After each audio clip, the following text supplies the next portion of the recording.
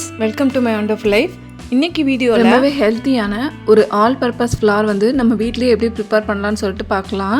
இந்த வீடியோலே வந்துட்டு morning breakfast and afternoon lunch எல்லாமே கவர் ஆயிருக்கு. இது கூடவே தூத்துக்குடி டிமார்ட்லேருந்து வாங்கிட்டு வந்த திங்ஸ் எல்லாம் வந்துட்டு எடுத்து வைக்கவே இல்லை. ஸோ அந்த பெட்டியும் இன்றைக்கி ஓப்பன் பண்ணி என்னென்னு பார்த்துடலாம். நான் வந்து மந்த்லி க்ராசரிஸ் எல்லாமே தேவைப்படுறப்ப பக்கத்தில் இருக்கிற மொத்த மளிகை கடையில் வந்துட்டு இந்த மாதிரி திங்ஸ் எழுதி கொடுப்பேன். மாமா வாங்கிட்டு வந்துடுவாங்க பெட்டி போட்டு. ஸோ அதை வந்து தேவையானதை தட்டி வச்சுட்டு மற்றதை வந்து இந்த மாதிரி பேஸ்கெட்டில் போட்டு வச்சுருவேன். தேவைப்படுறப்ப எடுத்து யூஸ் பண்ணிப்பேன். இந்த திங்ஸ் எல்லாம் எடுத்து வச்ச பிறகு இந்த பெட்டிக்குள்ளே ஒரு சின்ன கேம் இருக்குது, எனக்கு பிடிச்ச கேமு. ஸோ என்னன்னு பார்த்தோன்னா இந்த பொருட்களோட பில்லு தான். ஸோ இந்த பில்லை எடுத்து நான் அந்த திங்ஸ் எல்லாம் கரெக்டாக இருக்கான்னு பார்த்துட்டு போன மந்த் வாங்கின பில்லும் வச்சுருப்பேன். ஸோ இதையும் அதை வச்சு கம்பேர் பண்ணி பார்த்துட்ருப்பேன். அதே மாதிரி நம்ம மொத்த கடையில் வாங்குறதுனால சம்டைம்ஸ் வந்து சில திங்ஸை வந்து போடாமலே பில்லு போட்டுருவாங்க, இல்லைனா பில்லு போட்டு திங்ஸை வைக்காம விட்டுருவாங்க. ஸோ அதனால் இந்த பில்லையும் திங்ஸையும் வந்து 1க்கு 2 தடவை செக் பண்ணிட்டு தான் ஸ்டோர் பண்ணிப்பேன். இந்த சத்து மாவு அரைக்கும் போது மட்டும் டிபார்ட்மெண்டல் ஸ்டோருக்கு நேராக போய் அங்கே உள்ள திங்ஸ் எல்லாம் பார்த்து செலக்ட் பண்ணி வாங்கிப்பேன். ஸோ எதுவுமே பிளான்டாக ரேஷியோ கணக்கு பண்ணி வாங்காமல் அங்கே நேரில் போயிட்டு இருக்கிறத பார்த்து அட்ஜஸ்ட் பண்ணி வாங்கிப்பேன். அதே மாதிரி சத்து மாவுக்கு வந்துட்டு அந்த மாதிரி அரிசி ஐட்டங்கள், வரகு, சாமை, கவுனி, இந்த மாதிரி அரிசி ஐட்டங்கள்லாம் சேர்க்க மாட்டேன். கருப்பு உளுந்து, கேழ்வரகு, கொண்டக்கடலை, பாசிப்பயிறு, கம்பு, சோளம், இந்த மாதிரி ஐட்டங்களை பார்த்து வாங்கிப்பேன். இது கூட வந்துட்டு பொரிகடலை, நிலக்கடலை, ஏலக்காய், இந்த மாதிரி ஐட்டங்களும் ஆட் பண்ண மாட்டேன். அப்போ தான் நம்ம ஆல் பர்பஸுக்கு வந்து இதை யூஸ் பண்ணிக்க முடியும். ஸோ அதனால் மில்லட்ஸ் எல்லாமே 1/4 கிலோ அளவுக்கு வாங்கிட்டு 100 கிராம் அளவு முந்திரி, பாதாம், ஜவ்வரிசி இதெல்லாம் நான் இதில் ஆட் பண்ணியிருக்கேன். இந்த தடவை மில்லட்ஸ்லாம் வாங்கிட்டு வந்தப்போ கொஞ்சம் வண்டு இருந்த மாதிரி தெரிஞ்சுது. ஸோ அதனால் வெயிலில் காய வச்சு எடுத்துட்டு அதுக்கப்புறமா அந்த மாதிரி வறுத்துக்கிட்டேன். இல்லைன்னா டேரெக்டாகவே வறுத்துடுவேன். நான் வந்து தனித்தனியாக ஒன்றா தான் வறுத்துப்பேன். இந்த தடவை வெயிலில் காய வச்சு எடுத்ததுனால எல்லாத்தையும் மிக்ஸ் பண்ணி இந்த மாதிரி ஒன்றா வறுத்து எடுத்துட்டேன். அடுப்பை சிம்மில் வச்சு பொறுமையாக வறுக்கணும். அதே மாதிரி இந்த மாதிரி கை தாங்குற அளவுக்கு சூடு வந்து இருக்கணும். ரொம்ப போட்டு பொரிய வைக்கணும்னு தேவையில்லை. வறுத்த ஐட்டங்களை ஃபுல்லாக இந்த மாதிரி சொலவில் தட்டி நல்லா ஆற விட்டு அதுக்கப்புறமா மெஷினில் கொடுத்து அரைச்சி வாங்கிக்கலாம்.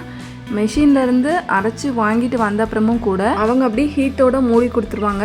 நம்ம வீட்டுக்கு வந்த அப்புறமா இந்த மாதிரி பேப்பரில் தட்டி அந்த மாவில் இருக்கிற ஹீட்டு ஃபுல்லாக நல்லா போனதுக்கப்புறமா ஸ்டோர் பண்ணி வச்சோன்னா மாவு ரொம்ப நாளைக்கு நல்லாயிருக்கும். இந்த திங்ஸ் எல்லாம் கரெக்டாக பார்த்து வாங்கி நல்லா வறுத்து ஆற விட்டு அதை சேஃபாக எடுத்து வைக்கிறது வந்து கொஞ்சம் ரிஸ்க்கான வேலை தான்.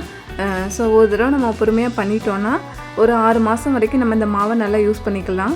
ஹெல்த்துக்கு ரொம்பவே நல்லது. இந்த மாவை நைட்டே கரைச்சி வச்சுட்டு மார்னிங் வந்து தோசை ஊற்றிக்கலாம். சப்பாத்தி போடும்போது 1 கப் மாவை அதோட கூட ஆட் பண்ணிக்கலாம். பாலில் கூட இந்த மாவை வந்து மிக்ஸ் பண்ணி குடிக்கலாம், ஹார்லிக்ஸ் மாதிரி. இந்த மாவில் மார்னிங் பிரேக்ஃபாஸ்ட்டாக இன்றைக்கி இந்த கூழ் தான் ப்ரிப்பேர் பண்ணியிருந்தேன்.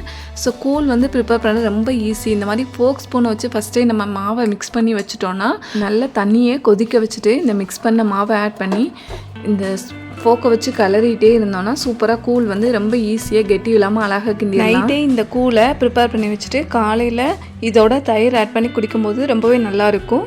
நான் வந்து காலையில் தான் செஞ்சுருந்தேன்.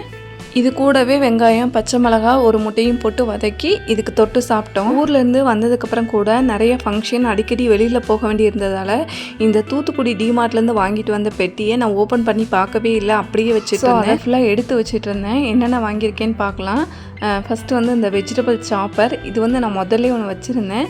ரொம்பவே நல்லா யூஸ் ஆகும். இது நான் ஆல்ரெடி இருந்ததை நல்லா யூஸ் பண்ணி அது டேமேஜ் ஆகிடுச்சு. ஸோ அதனால் ஒரு பீஸ் வாங்கியிருந்தேன். இந்த ஆயில் ஸ்ப்ரே கேன் வந்துட்டு தூத்துக்குடி வேலவன் ஹைப்பரில் வாங்கினது. இதோட ரேட் வந்து 80 ருபீஸ் தான். ஆன்லைனில் இதோட ரேட் வந்து 180 ருபீஸ் போட்டிருக்காங்க. பட் நல்லா லீக்கேஜ்லாம் இல்லாமல் வாட்டர்லாம் ஊற்றி செக் பண்ணி பார்த்தோம், ரொம்பவே நல்லா இருந்துச்சு. ஸோ அதனால் இது ஒரு பீஸ் வாங்கினேன். அடுத்ததாக டிமார்ட்டில் எக்கச்சக்க பீஸ் இருக்கிற இந்த பருப்பு கடையிற மத்து தான் வாங்கினேன். ஸோ கீரை, பருப்பு இதெல்லாம் வைக்கும்போது கடைஞ்சிக்கலாம்னு சொல்லிட்டு வாங்கினேன். இந்த உட்டன் ஸ்பூன் ஒன்று சும்மா யூஸ் பண்ணி பார்க்கலாம்னு சொல்லிட்டு வாங்கினேன். இது யூஸ் பண்ணிகிட்டு இருக்கேன் இப்போ, ரொம்பவே நல்லா இருக்குது. நெக்ஸ்ட்டு இந்த பெப்பர், ஜீரகத்தூள் இதெல்லாம் போட்டு வைக்கிற இந்த ஜார் தான் வாங்கியிருந்தேன். இதில் வந்து குட்டி குட்டியாக ஹோல்ஸும் இருக்குது, ஸ்ப்ரிங்கிள் பண்ணிக்கலாம். இன்னொரு சைடு வந்துட்டு ஃபுல்லாகவே ஓப்பன் பண்ணி நிறைய பொடி வேணுனாலும் எடுத்துக்கலாம். ஸோ அதனால் இதில் 2 பீஸ் வாங்கியிருந்தேன். அடுத்ததாக ஒரு குழம்பு கரண்டியும் வாங்கியிருந்தேன். என்னோட குழம்பு கரண்டி ஃபுல்லாக குட்டி குட்டியாக இருக்குது. ஸோ சர்வ் பண்ணுறதுக்கு இதாக இருக்குன்னு சொல்லிட்டு அதுக்கு ஒன்று வாங்கியிருந்தேன். இப்போ ரீசெண்டாக டிமார்ட்டில் வேறு ஒன்று வாங்கியிருக்கேன்.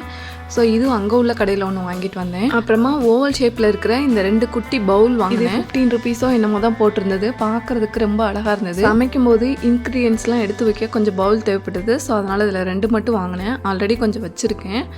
அப்புறமேட்டு இந்த மாதிரி ஸ்பூன் ஐட்டங்கள் கொஞ்சம் வாங்கினேன். இது வந்து 5 ருபீஸ் 7 ருபீஸ் அந்த மாதிரி தான் இருந்தது. மொத்தமாக நம்ம எடுக்கும்போது 200 அந்த மாதிரி 250 அந்த ரேஞ்சில் இருக்கும். இது சிங்கிள் பீஸாக குட்டி குட்டியாக வாங்கும்போது ரேட்டு கொஞ்சம் கம்மியாக இருக்குது. ஸோ அதனால் அது ஒன்று வாங்கினேன். நைஃப் ஒன்று வாங்கினேன். அப்புறம் இந்த சிங்க்கு ஃபில்டர் ஒன்று வாங்கினேன். இது வாங்கும்போது கொஞ்சம் சைஸ் பார்த்து வாங்குங்க. என்னோடய சைஸ் கொஞ்சம் பத்தாமல் வாங்கிட்டு வந்துட்டேன். ஃபைனலாக வந்துட்டு இந்த மாதிரி இந்த கொலாண்டர் ஒன்று வாங்கினேன். கீரை காய் இதெல்லாம் க்ளீன் பண்ணிவிட்டு அந்த தண்ணி வடிய விடுறதுக்கு இது நல்லா யூஸாக இருக்குது. யூஸ் பண்ண ஆரம்பிச்சிட்டேன். ஸோ அவ்வளோதான் ஃப்ரெண்ட்ஸ். இதெல்லாம் வாங்கிட்டு வந்து கிட்டத்தட்ட 1 மந்த் ஆகுது. இது ஓப்பன் பண்ணி எடுத்து வைக்கிறதுக்கே டைம் இல்லை. ஸோ அங்கங்கே வெளியில் போயிட்டதுனால இப்போ தான் எல்லாம் எடுத்து ஓப்பன் பண்ணி யூஸ் பண்ண ஆரம்பிச்சிருக்கேன். இந்த திங்ஸ் எல்லாமே யூசேஜுக்கு ரொம்பவே நல்லா இருக்குது.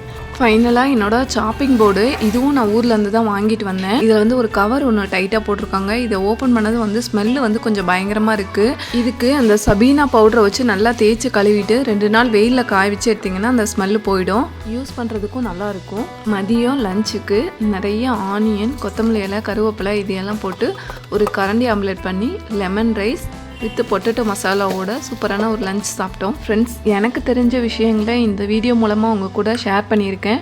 வீடியோ பிடிச்சிருந்துன்னா வீடியோவுக்கு ஒரு லைக் கொடுங்க. மறக்காமல் மை ஒண்டர்ஃபுல் லைஃப் அப்படிங்கிற என் சேனலை சப்ஸ்கிரைப் பண்ணிக்கோங்க ஃப்ரெண்ட்ஸ். உங்கள் ஃப்ரெண்ட்ஸ் அண்ட் ஃபேமிலிக்கும் ஷேர் பண்ணி விடுங்க. நன்றி. வாழ்க வளமுடன்.